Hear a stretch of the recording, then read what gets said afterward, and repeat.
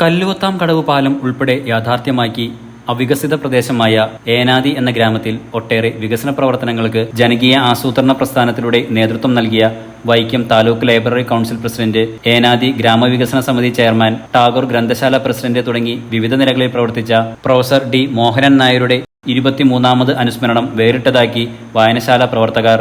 വല്ലകം ജീവനിലയത്തിലെ അന്തേവാസികൾക്കൊപ്പം ഒരു ദിനം ചിലവിട്ടും അവർക്ക് അന്നം വിളമ്പിയുമാണ് ഏനാദി ടാഗോർ മെമ്മോറിയൽ വായനശാലയുടെയും ലൈബ്രറിയുടെയും നേതൃത്വത്തിൽ അനുസ്മരണ ചടങ്ങ് വേറിട്ടതാക്കിയത്. ജീവനിലയത്തിൽ നടത്തിയ അനുസ്മരണ സമ്മേളനം Vaikom block panchayat president S Biju ഉദ്ഘാടനം ചെയ്തു. പുതിയ കാൽവയ്പുകൾക്ക് അതിന് പറ്റുന്ന തരത്തിലേക്കുള്ള പ്രവർത്തനങ്ങൾക്ക് നമ്മളെ നയിക്കുന്നുവെങ്കിൽ ആ വ്യക്തിത്വം എന്തായിരുന്നു എന്നതിനെക്കുറിച്ച് നമുക്ക് ഇവിടെ നിന്ന് ഊഹിക്കാവുന്നതാണ്.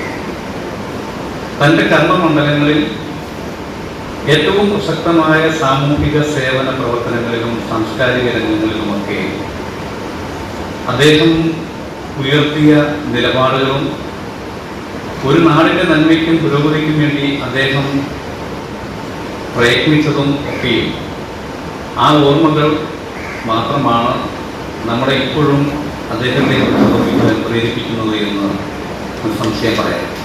വായനശാല പ്രസിഡന്റ് എസ് ജയപ്രകാശ് അധ്യക്ഷത വഹിച്ചു. ജനകീയ ആസൂത്രണമടക്കം പരിസ്ഥിതി പ്രവർത്തനങ്ങളില്, ശാസ്ത്ര സാഹിത്യ പരിഷത്തിന്റെ പ്രവർത്തനങ്ങളിലെല്ലാം നേതൃത്വ നിലയില് സാർ ഉണ്ടായിരുന്നു. അതുപോലെ ചേർത്തല NSS കോളേജിന്റെ പ്രിൻസിപ്പാളായിട്ട് അദ്ദേഹം പ്രവർത്തിച്ചു. തന്റെ കുടുംബത്തിലെ അദ്ദേഹം നൽകുന്ന ചെലവുകളേക്കാൾ കൂടുതൽ അദ്ദേഹം സമൂഹത്തിന് വേണ്ടി ചിലവഴിച്ചു. നമ്മൾ അറിയാത്ത ഒത്തിരി കാര്യങ്ങളുണ്ട്. ഒത്തിരി സാധാരണക്കാരെ, പാവങ്ങളെ മോഹൻ സാർ സഹായിച്ചിട്ടുണ്ട്. Taluk library council president TK Gopi മുഖ്യപ്രഭാഷണം നടത്തി. KK പ്രഭാകരൻ, വായനശാല vice president N Venugopal, secretary CR Sreekumar, Jeevanilayam trustee PJ Jacob, librarian TP Rani തുടങ്ങിയവർ സംസാരിച്ചു.